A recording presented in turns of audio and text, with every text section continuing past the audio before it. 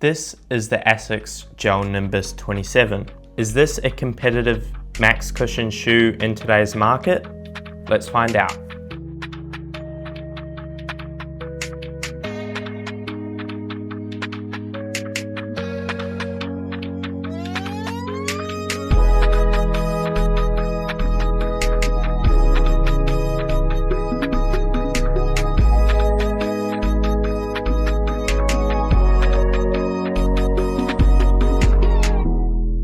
Hello everybody, my name is Casey Atkinson and I'm a 19-year-old runner who reviews running shoes here on YouTube. And today in this video, we will be reviewing the Asics Gel NIMBUS 27. This is my first Asics NIMBUS, so it has been quite interesting to try out. The main updates from the shoe from the 26 is that it gains some stack height while maintaining the same weight. This shoe is meant for daily training, although it is max cushion, so I think it's more geared towards the recovery run side, whereas the Asics Nova Blast 5 is more geared towards daily training and up-tempo efforts. But firstly, we will dive into the specs.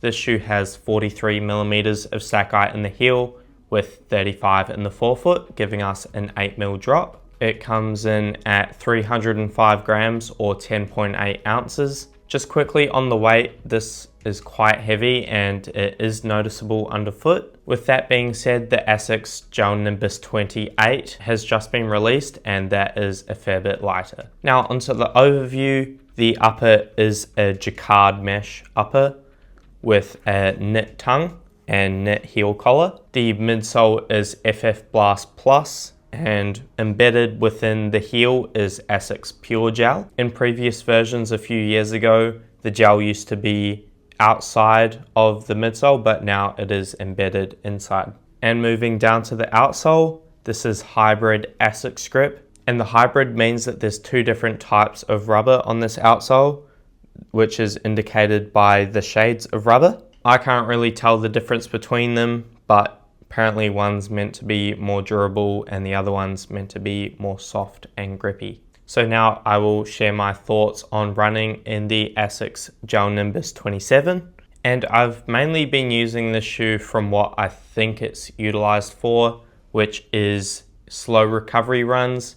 If I've got a double, I will chuck the shoe on. If my legs are feeling sore, I'll chuck the shoe on. That is mainly because of the high stack height. This foam, the FF Blast Plus, does a really good job of absorbing impact, and I think it does a good job as being a max stack daily trainer / recovery shoe. While the midsole is quite good at absorbing impact, I don't find that it gives you much back. This being an EVA based foam makes it quite boring. It can feel a bit sluggish underfoot. It kind of feels like it's soaking up all your force, which can feel nice when you're running on hard surfaces, but it's not giving you much back. So the lack of responsiveness limits the shoe, I think, to just slower running and daily training, and I wouldn't use it for much more than that. For example, I wouldn't take the shoe out for a moderately paced long run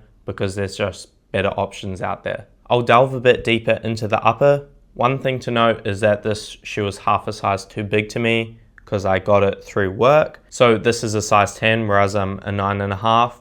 But that being said, I do think that there's a bit too much room in this upper. I do have other size 10 shoes which don't have this much room. So I would have preferred this upper to have a bit less material and a bit less volume. I do really enjoy the heel. The stretchy pull tab at the back makes it really easy to get the shoe on, and it's got a good amount of padding, I think, around the heel cup. One thing that people rave about on the shoe is the stretchy knit tongue.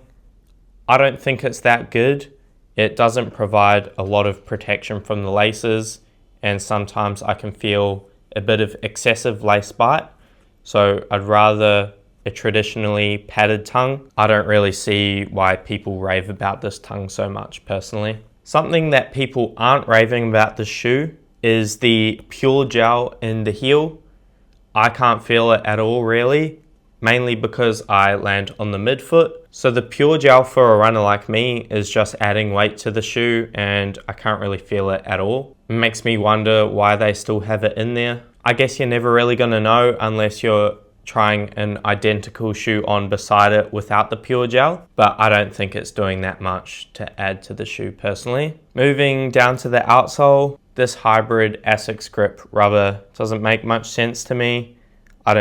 I can't even tell which rubber's which just by feeling it. That being said, I've done a fair bit of running in the shoe so far and it seems to be holding up really well. There's not much wear on the rubber, and the exposed midsole foam, despite the discoloration, isn't shredding or getting beat up at all. So that was the more nitty-gritty parts of the shoe, but overall I don't think it's that inspiring. It's really just a recovery shoe with a big stack height that is very absorbent but doesn't give you much back. But I haven't been reaching for it that often because there's just more fun options out there, like my previous review, the Nike Vomero Plus. And the shoes are the same price, so for me it's a no-brainer to pick a shoe like that, which has just a much better foam. I've got the Vomero Plus here. I'm not really sure how Asics can compete with the Vomero Plus when they're the same price, but this has got a PIBA based foam and this is an EVA based foam. But that being said, I think it does a fairly good job at what I think it's meant for, which is easy recovery running. It's not a bad shoe, but it's just not very exciting. Because the foam isn't very responsive, the weight is quite noticeable, which is why I only like going slow in this shoe. So lastly, as I always do, I'll go through how I've been using the shoe.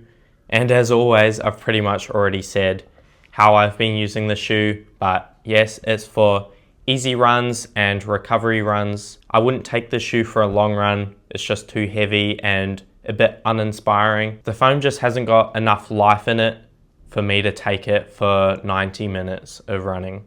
But that will wrap up my full review on the Asics Gel NIMBUS 27. Kind of a hard sell in my opinion. The NIMBUS 28 doesn't seem that much different either, and it's increased by $20, which is just ridiculous, I think. But that will conclude my thoughts on this review. If you enjoyed this video, please consider liking it and subscribing to the channel. It will mean a lot, and I'll see you all in the next video. See ya!